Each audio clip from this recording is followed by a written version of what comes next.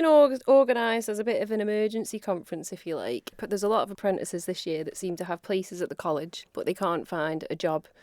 Some of those parents, one way or another, I got talking to people and they found I was in the industry, so they would tell me about their child that maybe couldn't find a place. And it's also that effect of how demoralising it is for the children, because they feel like it's them. And I thought, I kind of said to them, it's probably not the child, but I'll go and have a chat, see what's going on in the industry, see what people are saying. And the feedback was quite clear that the funding has kind of been, I wouldn't say removed, there's a little bit of funding, but there's a lot of red tape to it. It's not very much. And what people are finding they're having to pay is sort of difficult to actually train them properly and dedicate the time that they need for them. Some of them have had some bad experiences, so that's put them off employing them. It just seems to have kind of fallen apart a little bit this year. And I'm a bit worried this year there's not going to be any people going on to some of these apprenticeships at all. And that's obviously going to have a detrimental effect in the future for the industry. Because that's it. You want to be encouraging young people to see this as a valid life path, don't we? So where do you start, really? Yeah, well, I think the start is at the apprenticeship, isn't it? That is the start. But I think 14-year-olds to me is where we start. So, I mean, I guess that moves me on to, who are we aiming the event at? Who do we want to come to the event? It's kind of for anyone 14 plus who maybe is interested in a career in construction. But also if there's anyone out there that's 25, 26, whatever age, 40, maybe wants to come into the industry, wants to retrain. It's actually a brilliant industry for supporting people to get skills when they're a bit older. You can, there's people think of building trades and they kind of think of bricklayers and plasterers, plumbers, whatever it might be, but they don't necessarily think of the more academic side of it, if you like, where you've got architects and engineers, quantity surveyors, even M&E engineers these days, because the mechanical and electrics have become so complicated.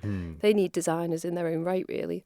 Landscape architects, clerk of works, all these kind of jobs might be things that for a lot of particularly 14 to 16-year-olds coming up to A-levels, a lot of people go for A-levels and maybe do a degree that doesn't necessarily lead to a job, or they don't really know what they're going to do, or they take on this mountain of debt, or the parents have to fund it. I don't think that really works. And then when I was at university, my friends were doing their degrees full-time and I did mine part-time. So I was at university 1 day a week and I was working 4 days a week. So I was getting paid, didn't have any debt. Great way of doing a degree. Nobody ever told me about that at A-level, which I found strange. Nobody ever said, you can do this, you can fund your own degree, So I think that needs to be encouraged a little bit more. And I think that's what's so great about apprenticeships is it's that on-the-job learning, isn't it, that's so valuable to people. So I'd love to see 14 to 16-year-olds coming into the industry and seeing it as something appealing to them and getting on the HNC. So you could, as an A-level student, you could actually go to the college and do a HNC right now, get a job with an engineering firm, and in 2 years you could go to university, or you could do that on the island. Do you think there's been an almost negative stereotype? You mentioned there about some people don't realise there's an academic side to these pathways. Do you think that has put people off in the past? In what way? People... In young people who think that they want to pursue an academic course, that think maybe a career in construction wouldn't fulfil that side. That's exactly who I suppose I'm trying to reach out to, because that's kind of who I see myself as. I was in school, did very well, I did my A-levels, I was kind of at a bit of a loss as to what I should do with myself, and I found a job as a trainee quantity surveyor and applied for it and got it, and I've had a thoroughly enjoyable career in construction, but I'm a little bit unusual in that most people that come into construction usually have a family member that's in construction. It's quite an unusual career path for people to take. My best friend, when I told her I'm going to be a quantity surveyor, she went, "What's that?" And she was actually on Manx Radio at the time, 20 years ago, and she mentioned it to the presenter at the time because she said, sometimes kids just aren't hearing about a lot of these careers. They don't even know what they are. And my dad was a surgeon up at the hospital, and he encouraged us not to go into medicine, actually. He said it was kind of maybe getting a little bit too bureaucratic, and the management was sort of making his life very difficult at the time. So he encouraged us away from, medicine. I was thinking about law, but I wasn't really sure. I was just feeling a bit lost as to what you're supposed to do. Yeah. And I got this trainee position, and it's like I say, it just sorted me for my life, really, and it sorted me for my career. And it's given me a really fulfilling career. I, have a good job now, good prospects for the future. I'm able to work part-time and have kids and stuff. It's very flexible that way. But with anything, I think with anything, if you get a skill in anything, it's a lifelong skill. Even if you go away from it for a little bit or you do something else, if you're a bricklayer, you'll always be a bricklayer. If you're a plumber, you're always going to know how to, and you can always fall back on that if your life Absolutely. takes you in the wrong way. I think something for me as well for the 14 to 16-year-olds is, though, I think they're being doubly hit here a little bit because they're currently coming through from having their school lives interrupted. So I think that's making it, there's a double edge to this. It's not just money that they need. We need to support these young people in other ways as well. So I suppose the events to try and get everyone together to see how we support the whole industry. And so at this conference then, you've got some companies you say have agreed to support the cost of the event.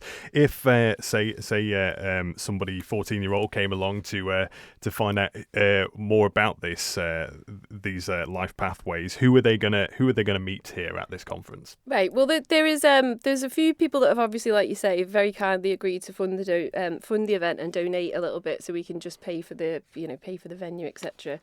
And so I'd like to just say thanks to them. That was Island Drainage and Groundworks. We've got JCK who have agreed to help us, Cedar Developments, NK Construction, Kennock and Skinner and Brendan Downey Construction Limited so far have agreed as contractors to come and represent the industry. I'm not saying they represent the whole industry, I'm just saying they've agreed, to come. They've reached out to us. But still, like we were saying, a wide range of industry representatives there and representative of the options that are available, aren't there? Yeah, and I think it's a nice representation of different, there's a lot of different backgrounds there. Notably, though, we haven't got any mechanical and electrical contractors at the moment, so it would be good if any of them were available, though I'm very hopeful some of the bigger ones will come. But I know a lot of the self-employed electricians and plumbers will be coming, and that's who I've also reached out to is self-employed people. While they might not be sponsoring the event the same way, I've asked them to all come along. We'll have a little bricklaying table, we'll have a little plasterer's table, get together themselves as well, maybe speak to each other about the difficulties they're having, things that have worked, things that haven't. So that's another string to the event, is to try and get to reach out maybe below, because these big contractors are always helping apprentices. These are great, great examples of people and companies helping young people. But we forget sometimes that a lot of apprenticeships are actually done with two plasterers or a bricklayer has it's not necessarily always coming through big companies. So it's how we reach out to them and how you support those kids as well, because some people have a great apprenticeship, some people don't have such a good apprenticeship. So it's trying to collate all that information as well to how we can actually reach out and support the kids. Maybe some sort of mentoring scheme, or maybe some construction professionals like me are happy to sit down with some younger people, spend an hour every quarter or whatever, help them. Sorry, and the consultants that agreed to help us were Axis Consulting, who are an engineering firm over here, Mullen Consulting, who are Clerk of Works and do a lot of setting out stuff, March Consulting, who are M&E contractor, and we've got Bell Burton Associates, that's who I actually work for, who have obviously agreed to support the event. And yeah, I'd like a big shout out to my boss, Vincent and Brian, who are always very supportive of everything I do.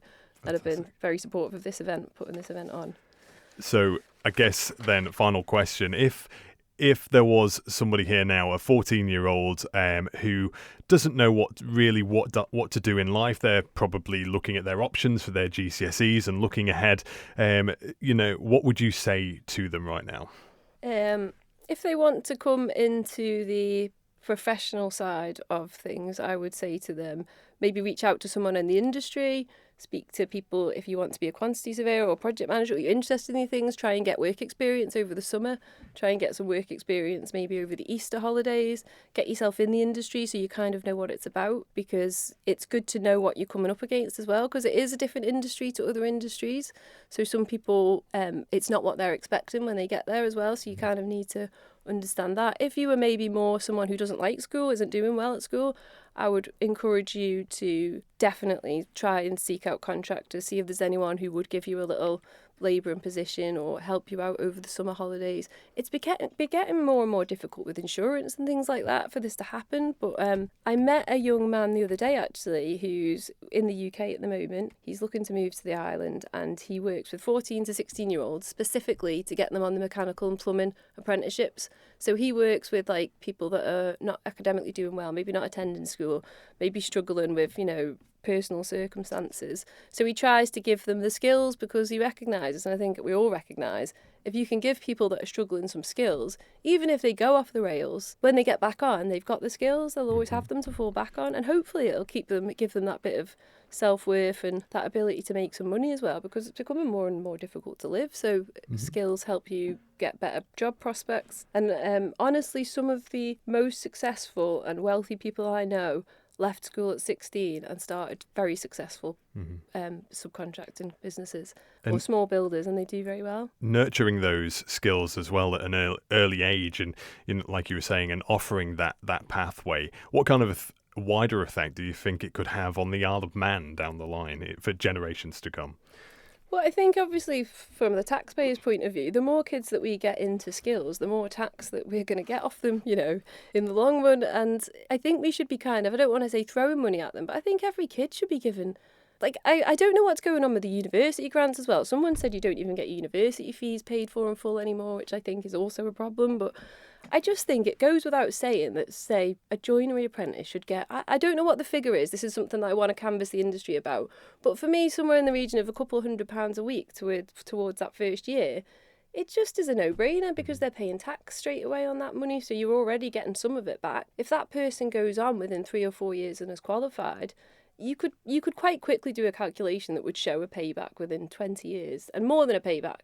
There was some talk of that, some findings, some extra income, I don't know, right. 21 million or something. But I thought that's the sort of thing to me, as a taxpayer, I'd like to see that invested in our young people because we'll get that return as taxpayers. And I'd particularly like to see it spent on our youth, our local youths that have grown, because there is a network of Manx people. When you're born and you're local to the island, you do sort of have a slightly different perspective on it because you've grown up with the people around you. They are your peer group. I work every day with people that I was in school with, and that's one of the things I love about my job and I love about the Isle of Man as well. It's a very close network of people. So we've all got to come together to try and support these young people coming into the industry. And also people maybe that want to leave, you hear e-gaming isn't doing so well. Leave and come be a project. If you're a project manager for e-gaming, those skills will be very transferable to construction. And construction is a very fulfilling and wholesome industry. Yeah. There might be a bit of effing and blinding sometimes in it, but it's honest, like I say, and wholesome, and that's what I like about it. Or people who might be doing some DIY at home and realising that they wish they might have got a trade back in the day. Come forward, it's never too late, I suppose, is it? Yeah, come forward, although my dad was notorious, actually, for he couldn't even hang a picture. And I do remember the first time I'm his daughter, so the first time I ever tried to hang a picture in my new house, I lined it up with the light switch. Right. I was like, right, here we go, straight through the wire. And I had to phone my boyfriend and was like, I've got all the electrics have gone. The nails fizzing. Yeah. He's like, are you for real? You've actually lined it up with the light switch. I said, oops. But yeah, you learn about these things. Now that I've seen plenty of houses and where all the wires actually go, I wouldn't make that mistake again. It just goes to show vital life skills, doesn't it? But Rosie, anything else you'd like to mention at all while we've got the record going? Yeah, I think just in terms of the actual event itself, obviously, it's on the Friday it's running from about 2:30 till 5. We've got the Niarble Suite at the Comus Hotel booked. I'd also like to say a big thank you to those people and Mark Emmington for supporting this event, giving us the venue at very short notice and just generally being so supportive with it. He's agreed to say a few words even because he's quite passionate himself about giving young people opportunities.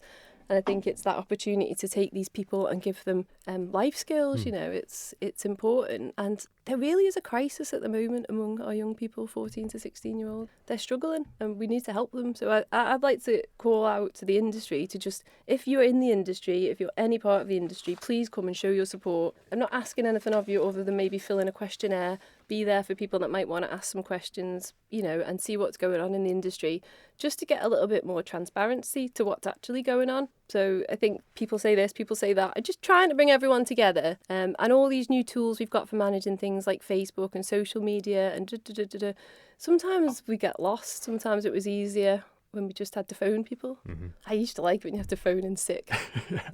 Did you ever have to phone in sick? I'd get my mum to do it. Oh no, that's the one actually I keep hearing from everyone. Don't ever, this would be my primary piece of advice then, would be don't ever get your mum to phone in sick. to That's phone it. in. Unless you're in hospital and you can't get to the phone, then don't get your mum to phone up for you. You have to deal with it yourself. Yeah. That would probably be my biggest piece of advice. I've learned to do it myself now. I just do it for my wife as well.